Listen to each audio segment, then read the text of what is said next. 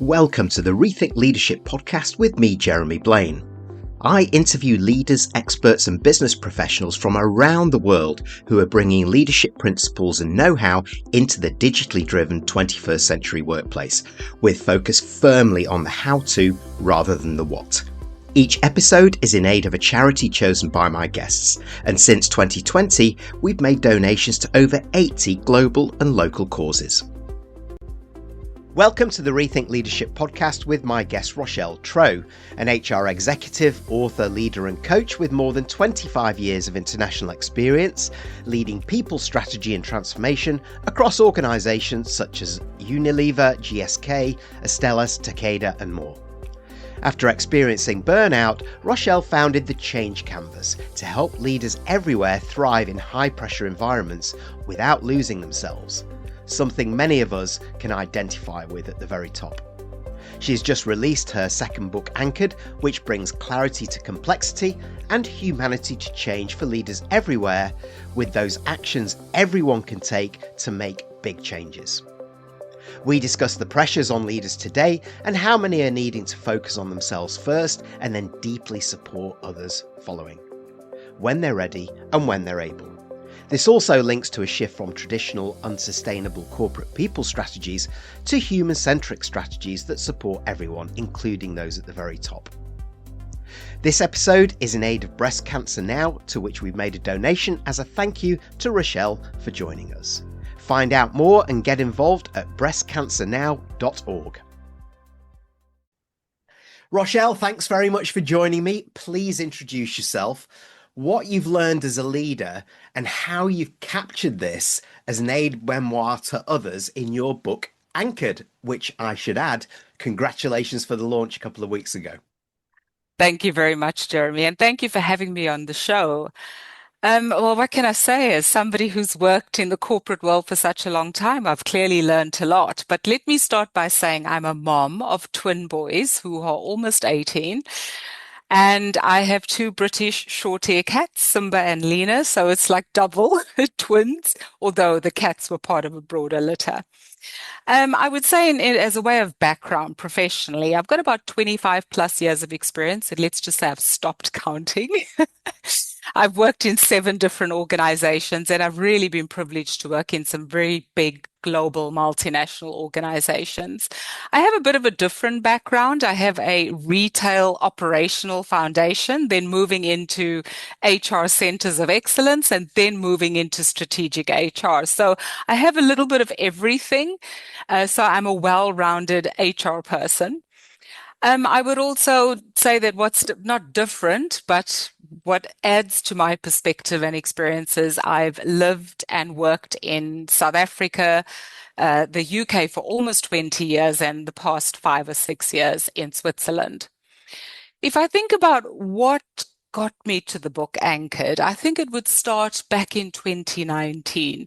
And in 2019, if you looked at my life from the outside, everyone would say, she's got all the visible markers of success. I've just said my background, all those things sound, oh, she's pretty successful, working at an executive level, worked in so many organizations.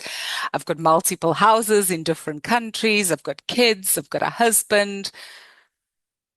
What more does she want? But let's just say I had all these markers of success, but inside I was feeling really not myself. I started to feel off. I felt disconnected. I kind of felt like, is this really it?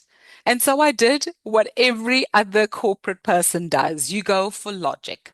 So I started reading, and the book that really, I would say, kind of opened me up is a book called The Untethered Soul by Michael Singer. And in that book, he asks the question, who am I?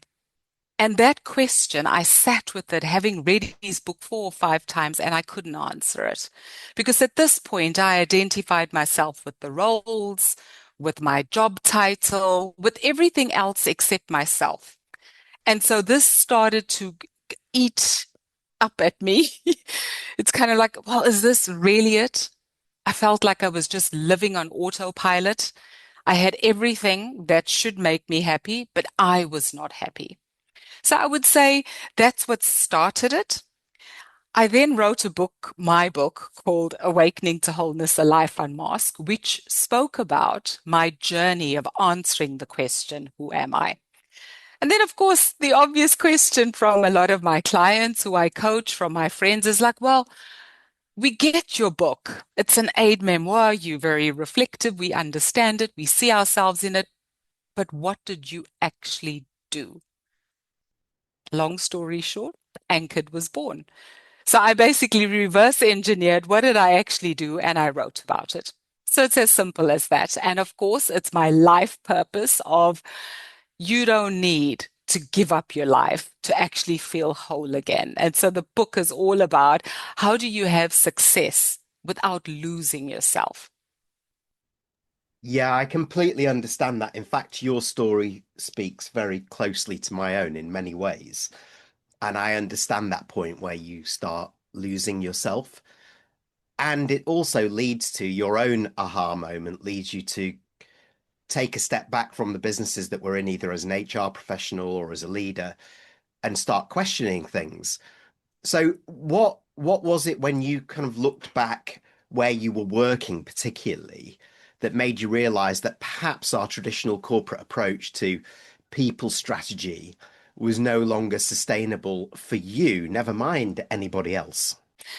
That's a very good question. Um, I think the moment for me was as an HR executive, you tend to have these coffee conversations. And then you have the moment in the meeting where you go into the room and you discuss something. And so a moment that stands out is we were having this discussion and what I heard at the coffee station versus what I was hearing in the room. And actually there was a lot of silence and nodding and agreement, which resulted in me going, well, I'm not going to raise this. I'm just going to keep quiet. And so I kind of thought, well, for the first time, I'm actually keeping quiet. And then I realized later when I was reflecting on the conversation, why did I keep quiet?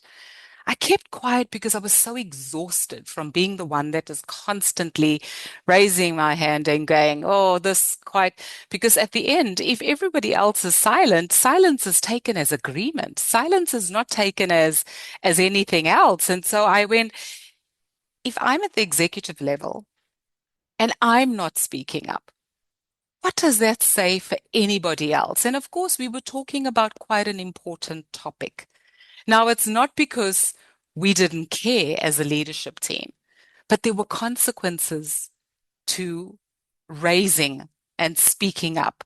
And it occurred to me that right at the highest level in organizations, and I thought back in my career, the higher you climb, the quieter you become as a leader because the consequences are so big. They dire. And in the context of restructure after restructure, your fear becomes, am I going to be restructured out? I'm over 50. This is a problem. I'm not going to be hired again.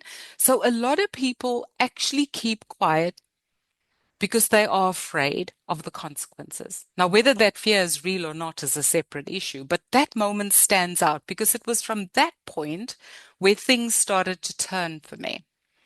And I started to think about at what cost am I doing this job? And is it the right thing to do? And do I have enough within me resilience, capacity to cope with the tension at this level? And the answer was no. Yeah, I can understand that. And it takes some courage to do that, of course, because there's a lot of people who just kind of internalize this and just get worse and worse and how productive they can they be, and how happy can they be? And I'm interested that you point to senior leaders because senior leaders are working in high pressure environments. It's complex, they're restructuring, they're doing all of these things. So when you've actually analyzed those, I'd like to go just a little bit further to what you said. What are the most common blind spots that they have that you've perceived regarding their own perhaps resilience and ability to cope with it? And how does frameworks like your change canvas, for example, help them visualize a different path? Yeah. Well, firstly, I would say the biggest myth with regards to resilience is people see resilience as endurance. Just push, just keep going. That's not true. You can't just keep going because the 25 days of vacation that you get in a year is not going to restore you. Because as a leader at this level, and I know this from my personal experience just before I burnt out, I took work home with me. Okay, I became disengaged in my personal life because you're restructuring at a difficult time, you're affecting hundreds of employees. It doesn't mean you don't care. You take that worry home with you. As a result, you don't sleep. You're not present for your family. You're not engaging. You're concerned about the impact you take on. And then, of course, as an HR person, you are double hit because not only are you managing the restructure and the operational aspects to that restructure to try and do it in a way that's acceptable and meets people where they are, but you also have people coming to you, your own colleagues at the leadership level, coming and raising their concerns or their burdens.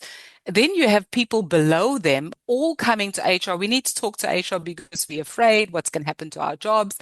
So the emotional burden that one takes on as an executive leader assumes you have resilience, assumes you have the right level of capacity to absorb that. The bottom line is you don't if you haven't had a strong enough foundation. Now, of course, it's going to take us down a whole rabbit hole, but when I say foundation, I'm talking about your emotional regulation. Okay, we talk about the organization system, which are all the processes and tools. But if you look at you as a human being, we live in a paradox. The organization is built for commercial speed, efficiency, profit. Human beings are built for love, belonging, connection. Those are two opposing forces. So if your nervous system, when I talk about your body, because your head, your heart, body, everything is connected, if you haven't built the right foundation to understand yourself in the context of the external environment in which you operate, you will not be able to cope with this myth of resilience means endurance. Because it's not about enduring, it's about how do you grow internal steadiness. And that's where the change canvas comes in. And also my book Anchored, it comes in with how do you build that internal resilience? How do you build up your nervous system to be able to withstand the pressure around you and not just simply assume resilience means endurance? Because resilience means being steady and being able to connect and choose in a way that honors and protects your body, your mind, your soul in the context of the environment.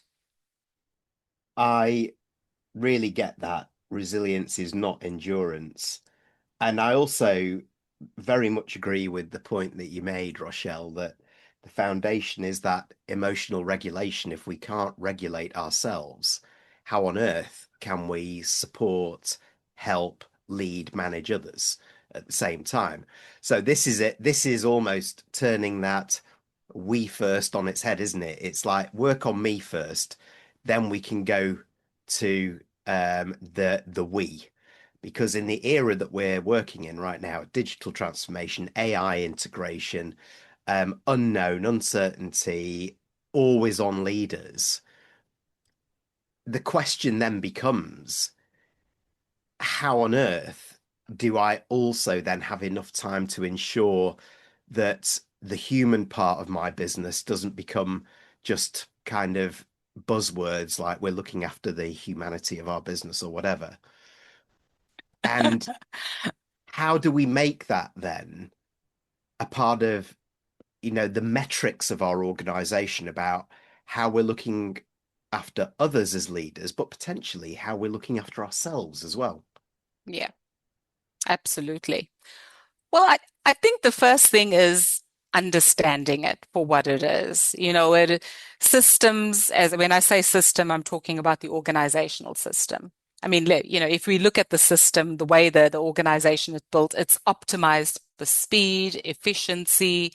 Our performance management systems are all geared towards how do we motivate our leaders to deliver for that commercial target? How do we motivate our leaders to deliver for what's expected of them? But within that comes a tension. The tension becomes, especially when you have these large, complex organizations, you have a functional matrix, you have a commercial matrix, and I'll use myself as an example. I was an HR leader. I sat on the global HR leadership team and I sat on a business executive leadership team. But my goals were largely built around delivering the commercial. Yes, I had a component of HR deliverables, but if you think about human beings, if this is what we're being targeted or our goals are aimed at, where do you put your attention? So when I say understanding the system, it's understanding that whether we like it or not, an organization is built for those commercial speed, efficiency. The systems sometimes contradict that humanity aspect because that the behavior driven is inherent around competing, pushing to get ahead, you know, focusing on one part and forgetting that maybe the HR priorities are a bit different. They don't achieve the commercial objectives. So, of course, there's that tension. So, the first thing is understanding that tension, understanding that you as a human being, you built for something completely different, except that the business is going to focus on output, efficiency, productivity. But you also need to balance that with, and this is where I think organizations don't measure enough around aliveness of people. How regulated are people, emotionally regulated? Do people even understand what's driving their own emotional regulation? Most people don't even realize that what drives them is beliefs that they acquired when they were children. Okay, our self-beliefs are formed back in childhood. And whilst they are helpful initially, as a child, you learn how to stay safe. They become protective beliefs. But as you become an adult, those same protective beliefs work against you because it escalates things like fear. So whilst you're trying to stay safe by keeping quiet, you're trying to stay safe by conforming with the organizational system, what's happening is you're not speaking up. You're not innovating, you're not being creative in your solutions, you're not speaking up for the human side. So as a result, there's an imbalance in organizations in that we focus more on the output. We don't measure aliveness. We don't measure regulation. We don't teach people how to regulate. Yes, there's a lot of buzzwords around psychological safety, but not enough. So that balance, it's imbalanced. So what happens? People don't speak up. People just do as they're told. People don't challenge. People are so afraid. If you look at AI and the trends, so many people are being made redundant. So why would I speak up if half the workforce can be wiped out in one restructure? And most organizations restructure every 6 months. So what have we done? We still focus on the system outputs. We still focus on the system deliverables, and we're not doing enough to teach people how do they stand up and be whole in that system. And so unfortunately, there's a real impact. And I see this as it almost feels like it's at a tipping point, not just in organizations, but the world is at a tipping point.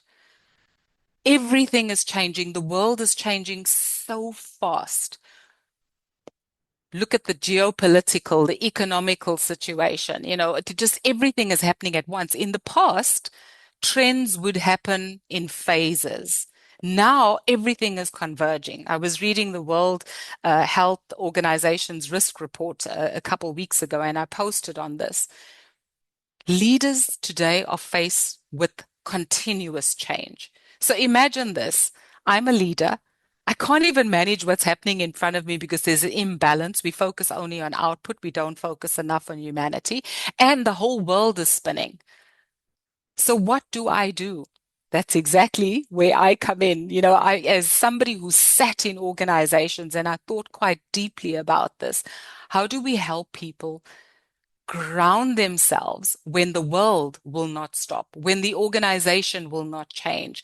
And how do I stop operating from a place of fear? How do I engage in a way that we have a greater balance of humanity versus output? I've said a lot, Jeremy. Yeah, but it resonates, and it's interesting that you brought that right back to leaders at the end too, because in order to get the human component right in our organizations, we have to work on ourselves. I've seen this time and time again, like you have.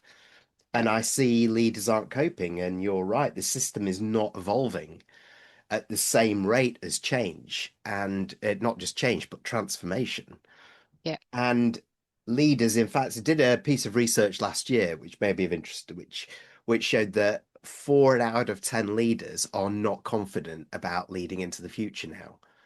So if we've got a crisis at leadership level, how on earth can we expect them to look after the other humans in our business? So we've got to help them. So I'm going to put you on the spot now, Rochelle, because you've done a lot of work on it. This is where you help. So for a leader who is simply not coping or getting to that point, what are the micro habits or shifts in perspective that they could possibly implement today so that they can begin to feel like themselves again, get comfortable in their own shoes again, and start looking above the parapet? You're going to laugh when I say this because it's actually quite simple. You think about a leader who's focusing on all those performance metrics. They're running at 100 miles an hour. The solution is pause.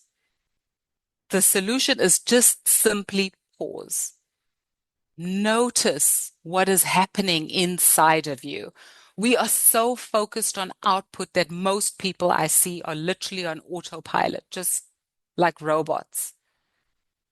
The first habit is pause. Can you even tell what's happening in your body? Because most of us live in our heads. We don't even know how to read the signals coming from our bodies these days because we're so busy running at this massive pace. So the solution is pause. Once you've paused, notice. And of course, this takes practice. So you can't just notice what's happening in your body because 9 out of 10 times your intuition is right. If you notice what's happening inside of you, you will get a sense of what this is telling me. So as a leader, if I pause, I notice, I then start to think about how am I responding to this? Because how I respond to something affects everybody around me. So if I'm a leader and I don't know how to emotionally regulate, what do I expect other people are seeing? Other people are seeing me as I'm tense, I don't know what I'm doing. And actually, what happens, ironically, is when leaders don't know how to emotionally regulate, what do? Control increases. That's why we see so many complex structures. We literally over-engineer businesses to become complex. And as a result, that's only because we not regulated, we not confident in ourselves. And everybody feels it. So the micro habit is pause, know what's happening in your own self. Therefore, I know how I'm showing up for others and the decisions I'm making are made in a more thoughtful, conscious way. Because once you pause, it gives you the space to ask yourself, and this is another micro habit, am I responding from fear or alignment? Now, I want to just deviate a little bit. I talk about fear as a smoke alarm. Now, a smoke alarm has a clear purpose. It's there to warn you. It's an early warning signal. So I say to a lot of my clients, if you simply stop yourself, pause, and ask yourself, what's happening? Is this fear? And if it's fear, is it a real fire or is it just burnt toast? Burnt toast are things, signals like this is an old belief making me worry about something that's really not worrying about. This is somebody triggering me, but actually it's not the moment that's triggering me. It's something in my past that's making me behave or react this way, because sometimes we respond without thinking. So there's a lot of burnt toast, and the burnt toast items are things as a leader you can work on. So if you know the difference between this is burnt toast or this is a real fire is this goes against every fiber of my body, of my values, of the big things. I am under threat. So what happens is if you understand your fear, you stop allowing fear to drive your actions. You treat fear as doubt in your head. You give it the opportunity to use the smoke alarm analogy. You contextualize it, and then you choose how to respond. So, in summary, two things: pause, smoke alarm, choose differently. Of course, that takes a lot of practice. I'm oversimplifying it because you've got to work on these things in order to be able to do them. You do, and it is absolutely right to point out that some leaders are caught in a trap.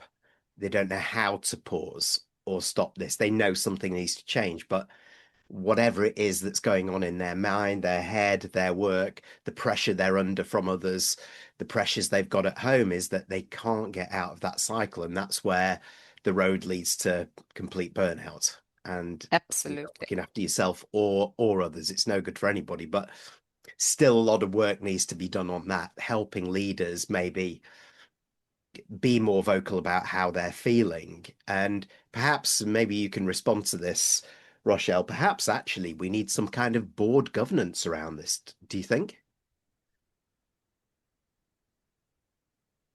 Yeah, I mean, I didn't think of it that way because, one of the things as somebody who's worked in organization, sometimes when we over-engineer, it goes in the wrong Mm, way.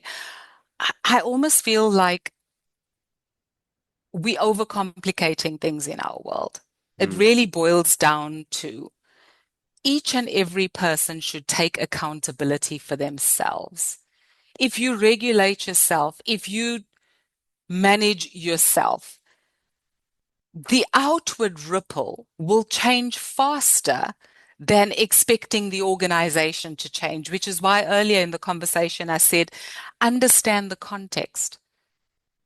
Because changing the context is not the answer to change in the short term. So when you said board governance, I kind of went to a system change. For me, it's not necessarily a system change because that's going to take longer. Of course, that would be helpful. I'm not saying no. I'm saying if you want faster change, you should own how you show up. You should own whether you speak your truth. And if you start with yourself, the ripple effect will happen much faster. I can see this visibly in my clients. If you change yourself, the ripple effect is how you show up to your family changes. And the circle keeps, I'm showing with my fingers, it keeps going wider. Your family see you differently. You show up calmer. Your clients see you differently. Your leaders, your team, your department. And that spiral goes outward. So my push, you cannot change the system as fast as you'd like it. It's going to take too many years. It's like governments are the slowest to change. Organizations are next in line. So the only thing you really have control of is yourself. So start with yourself. And if each leader takes accountability, although I wouldn't say governance, I would say there is one thing an organization could do. We spend, and I say this, I'm criticizing myself as an HR professional. We spend so much on leadership development, focusing on here's 10 steps, here's the tool, this is how you need to show up, this is how you need to behave. I have been on the best leadership development programs. I've had a coach for every executive leadership role I held. None of it helped me. What did help me is when I started going inside. So if there was one thing I would change in an organization, I would change the way we develop people, not just our leaders, people.